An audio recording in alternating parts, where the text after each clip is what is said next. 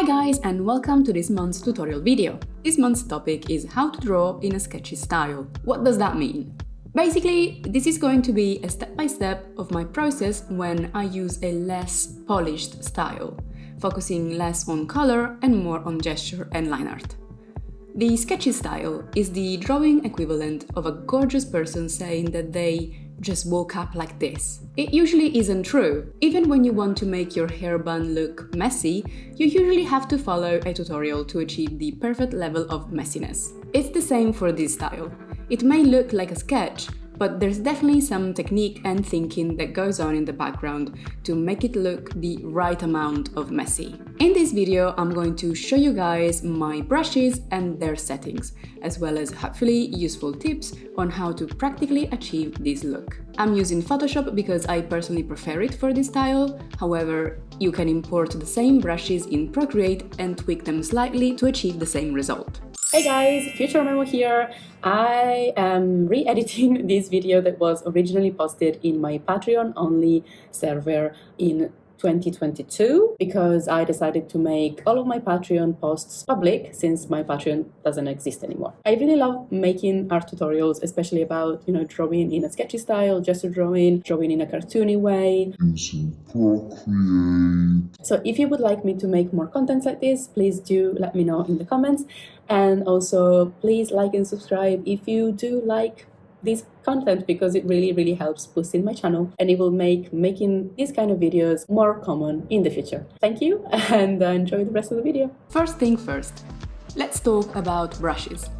My personal favorites in this style are the Loish texture brush, the Kyle Weber's animator pencil, Shiyoon Kim's regular ink brush, and a brush made by myself that I called Frazzle Edges. I'm going to share this with you in the downloads on Patreon, but please note that I bought the Loish and Shiyoon ones and that it would be nice if you guys went and checked out the artists and perhaps buy the full sets.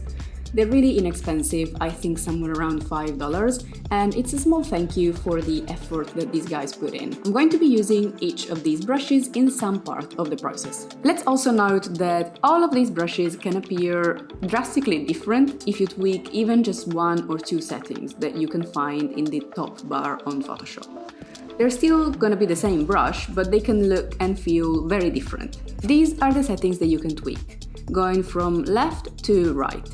First, you have the brush size. You can tweak it by clicking on top of the icon, or if you're using a Wacom tablet, by pressing on the button on your Wacom stylus while tapping down on the screen of the tablet. The latter is much more immediate, so you don't have to constantly move your cursor about. You can change the brush mode, which means that every stroke that you make will have an effect on the pixels that are already on the canvas. These are the same as normal blending modes for layers. Then you have the brush opacity, basically whether the stroke will be 100% opaque or transparent.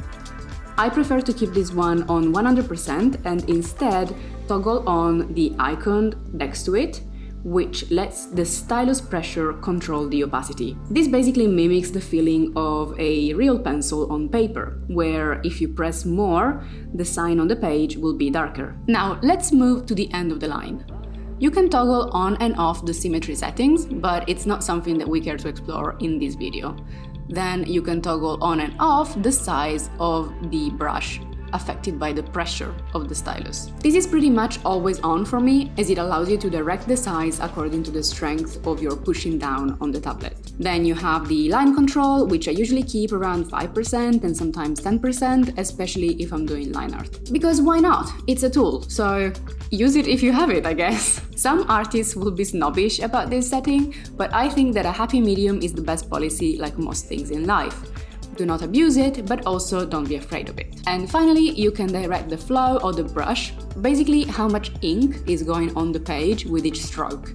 This setting is tricky because it will significantly change the look of the brush, so I'd recommend that you experiment with each brush before you settle on your preferred amount. Okay, so the first step in the drawing process, the rough sketch. Let's actually spend a few words on the choice of the reference first.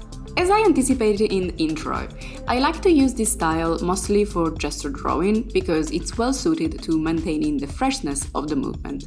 This means that I am usually going to choose reference photos showing people moving in dynamic poses or with interesting clothes. I personally think that using this style for close-up portraits or static images is a bit of a waste, but of course, you're free to experiment with it in different scenarios. The first part of the process is pretty much the same as a figure drawing session. You should pick a loose brush, in my case the animator pencil, and focus on capturing the broad strokes of the gesture and the pose. The steps are to put down a circle for the head, then the line of action, the imaginary line that joins the head to the ground passing through the center of the body, then the x-axis of shoulders and hips, usually they are counterweighted, and then the weight of the pose. You can check that you're keeping the proportions roughly right by comparing the negative space between your sketch and the reference photo, and by focusing on the macro shapes of the figure with your inner eye. I'm going fairly fast in this step because gesture drawing is a really huge subject, and if I had to, focus specifically on this right now, we would probably spend the whole tutorial just talking about gesture drawing. Hey guys, Future Memo here. If you do want more information about gesture drawing, just type in the comments, more gesture drawing videos please, and I shall oblige. When I do figure drawing, I instinctively change the proportions slightly, adapting them to my cartoony style. So you can do that too as you go along, or try to stick to the correct proportions and then change them with the lasso tool at a later date. Exaggeration is a part of character design and all drawing in general, so don't be afraid to go for it. As I mentioned before, you can then use the lasso tool to tweak your figure, enhancing its line of action or changing the proportions. A different way of working out your rough sketch is to draw directly on top of the reference photo. Let's see how. This method is more suited to you if you feel somewhat insecure about your inner eye and ability to convey gesture lines and proportions. I don't think tracing on top of a reference picture is inherently bad or evil, especially if you don't trace the outer confines of the body, but learn how to build a pose mannequin instead. This method is to be considered a kind of training wheels for gesture drawing, but it should not be abused, and certainly you should move on from this and try to draw freehand after a few tries. This said, simply lower the opacity of the reference photo, create a new layer on top and trace the basic mannequin of the character. Again, it means the head, line of action, shoulders and hips, and the main limbs. These have whole to be very minimal strokes and shapes. They're there only to provide you with a guideline for your pose, not to draw the whole figure. Once you're done, drag the mannequin to the side of the reference, lower the opacity, create another layer on top and start adding more detail to the pose. This should still be a little rough, but you can add the clearer shapes for the hair, the facial features, the clothes, etc. At the end of this process, you'll have a semi-realistic sketch of the pose. So if you want to make it more cartoony, you should use the lasso tool to scramble up proportions a little and enhance the line of action. This method is a little slower than the first one I showed you because it relies on more steps to get to a finished rough sketch, but it's more reliable if you're a beginner and will definitely make you feel more confident. Let's go back to my first rough sketch and continue the process. In this step, I'm going to be drawing the line art of the piece. Remember, with this style, the line art will be fully visible in the finished product, unlike my more polished, lineless style. So it's important to make sure it looks nice and maintains the freshness and strength of the pose. For the line art, I use the Shiyoon regular ink brush, usually the middle version with a smaller size, around 15 points, and a high flow, between 85 and 90%. To improve your line art technique, I recommend you do some hand-eye coordination exercises each day, like drawing many lines one next to the other, trying to keep the same direction, strength, and distance. Some useful tips in no specific order are the following. Try and place your hand on the table in the most comfortable way possible. So if your line is going up, for example, and you don't feel you have enough space for the movement, change the position of your wrist or rotate the canvas on Photoshop by tapping R for the rotate shortcut. Always put yourself in the best physical condition to draw a good line. Avoid repeating the same shapes on both sides of a limb. Basically, if you have an arm or a leg, for example, don't draw a rounded bulge on both sides of it, but alternate those curves. This is because muscles work in tandem, so if you have a bicep contracting on the front side of the upper arm, for example, the tricep will be relaxing at the back.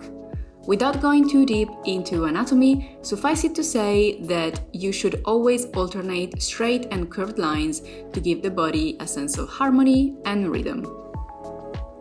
Break up your lines. If you have a quadrangular shape, like a shirt for example, draw one side at a time, raising your hand from the table each time you meet a corner. Draw long and powerful lines for legs and long hair, starting from one point and keeping going in one stroke until you reach the end of the straight or slightly curved line. If you get the angle wrong, the direction wrong, don't bother erasing the weak parts, just Ctrl-Z and try again. Think of a line as a vector that has a beginning, middle, and end. Start with less force and apply more pressure and speed to the middle of the line, to end with a softer touch. Each line has its own story. Try and apply more strength to the outside of the line art and keep the size smaller for the inside and the smaller details. This is called give your line art weight, and it's a popular technique in inking comic books as it helps distinguishing the character from the background. Since this is still a sketchy artwork, you can add some details that mess up the neatness of the line art. In my opinion, these are best placed in the hairstyle, adding some rogue strands of hair, for example, or drawing individual locks in the bangs, and the face, eyebrows, eyelashes, mouth. You can also avoid completely closing the line art, leaving some lines not touching where they should meet at a corner, for example. All these little details will help convey the idea of a rough sketch. Moving to the next step, the foundation of the color technique I call the clip-in mask method. This technique is widely used among comic book artists because it's super fast and it allows you to tweak it in case you want to make color palette changes or batch adjustments. I'm going to be using the Loish texture brush to color in the shape, along with my own Frazzle Edges brush for the outline. I'm also going to toggle on the pressure opacity button for some of the mask, so I can give it a slightly more hand-drawn feel. The first step in the coloring stage is simply to fill out the shape behind the outline with color. I usually go with a neutral gray or some tone of skin color. The color doesn't really matter at this stage, you just make sure it's visible. You can of course use the lasso tool to select the whole area behind the outline and simply fill it in with your chosen shade. However, if you color it in with a texture brush, it will convey a more sketchy feel because it won't be as clean cut. Keep your strokes rough, leave some areas next to the outline completely blank, like you would if you were coloring on paper, for example, and were in a hurry. Basically, make sure that the final result looks a little bit unfinished. You can add some random strands of hair in color, just jutting out of the main shape to add to this feeling. When you're done, rename this layer something like main shape or main mask so you know what it is. The second part of the color stage is to progressively fill in your main shape with all the colors of the various elements, features, clothing, etc., by adding clip-in masks to the main shape. You can do this by right-clicking on a layer and selecting Make Clip-in Mask. Remember to keep your palette simple, use no more than 5 or 6 colors to keep with the idea of a sketch. You can color pick the palette from reference or choose it from your imagination. Both choices are valid, but if you go with color picking one, make sure you make each shade a little lighter and a little more saturated than it is in the picture, in order to avoid the muddy effect. The muddy effect is what I call drawings that all look brown or beige, without vibrancy. This happens when you transfer a color palette straight from real life to a drawing, because in real life reference pictures you have colors with a ton of different shades, so even brown isn't really just brown, but a mixture of colors. When you use just one type of brown in a drawing, you flatten that shade and therefore the drawing will look less vibrant. So yeah, as a rule, I always color pick a shade and then move the cursor in the color pick a little to the right and a little to the top. I prefer to create a layer for each new element, but that's just because I'm paranoid. And also because I like to keep my options open if I want to change the palette, which I'm actually going to be doing in this case. By keeping each element on a different layer, you can apply element-wide changes, like making the outfit an entirely different color, for example, just by using the sliders in the adjustment panel. For the eyes, I have a specific method for this particular style. I either keep the color completely flat, with no light dot and no pupil, or simply add a pupil with a slightly darker shade than the color of the iris. As I said, don't worry about going too crazy with the palette, it's supposed to be a sketch, not a painting. Right, so when I'm done with all the different elements, one of the few color embellishments that I allow with this style is to add some blush to the skin. I usually do this with a heavily textured brush, like for example this Kyle's Fat Fun 100%, which I keep on a separate layer from the main mask so I can modulate its intensity with the layer opacity or the blending settings. At this stage, you can take a small break from coloring and experiment with the palette more, if you have used multiple layers, that is. I like to duplicate the character group and place it next to the original one so I can see the changes at a glance. To experiment with color, simply select the layer in question and go on Image, Adjustments, Hue and Saturation.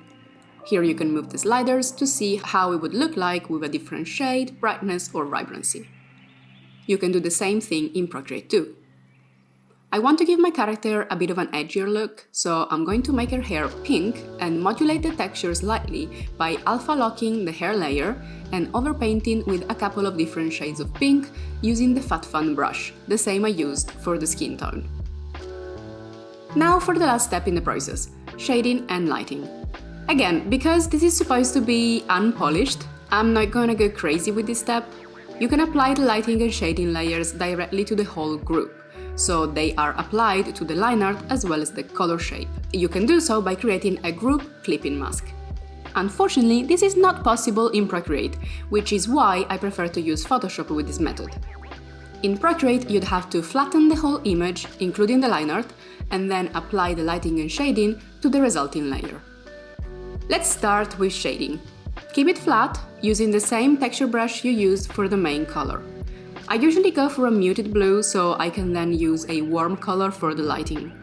There are several color choices that you could be making now about shading and lighting, depending on the time of day, surroundings, atmosphere, but again, that's kinda off topic, so I'm going to stick with the basics. When you're done with the shadows on the character, you can put the layer on multiply blending setting and turn down the opacity to about 40%. I'm going to create another layer for the basic lighting and put it on overlay, using a warm buttery yellow as the main shade. As I said, try and keep lighting and shading quite basic, only using it to identify areas of cast shadows that are very defined and flat. This is so that you can convey a feeling of having colored this sketch with markers or something equally hand-drawn. You could call this sketch done at this point. But if you want, you can push the lighting one step further and add a couple of add layers to burn some of the line art. To burn the line art means adding a very strong light source, almost like a rim light, only on one side of the character and mask the line art in that area with white, an effect that is produced by the strong yellow light on add or color dodge blending setting. I like to do this to add a little bit of a wow factor to a simple sketch, since it literally takes a minute and it has quite a nice final result. You can use the same yellow of the overlay layer for this one or change it slightly. In my case, I've changed it to pink to add a little bit more color variance. You can add 2 lighting layers to make this effect work. On the first one, use your chosen color at about 60% opacity and identify a few strong highlights on reflective surfaces on the character, like shoes, hair, metal clasps, etc., as well as the side hit by the light. The second add layer, the one that goes on top of everything, has to be focusing on very small parts of the character, ideally just the line art and some conjunction points, like where the skirt meets the calf or in between some of the hair strands, to give the impression of the sun actually burning through certain lighter elements of the body or the outfit with its intensity. This final layer can go on 90 or 100% opacity. And that's it! So I really hope that you enjoyed watching this video and that it did help you in some way to develop your own sketchy art style, because I love to see it. I really like sketchy art, so please, if you do end up following the steps of my tutorial or just applying it to your own style, please do tag me on social media, share the link, and I will repost you in my stories and try and boost your art as much as I can. For now, thank you for watching, and if you haven't yet, please like and subscribe, and that will help me make more videos like this in the future. Let me know in the comments if you have any questions, if anything wasn't clear, or if you want me to go more in depth into one aspect or the other of the tutorial. Yeah, thanks again, and I'll see you soon. Bye guys!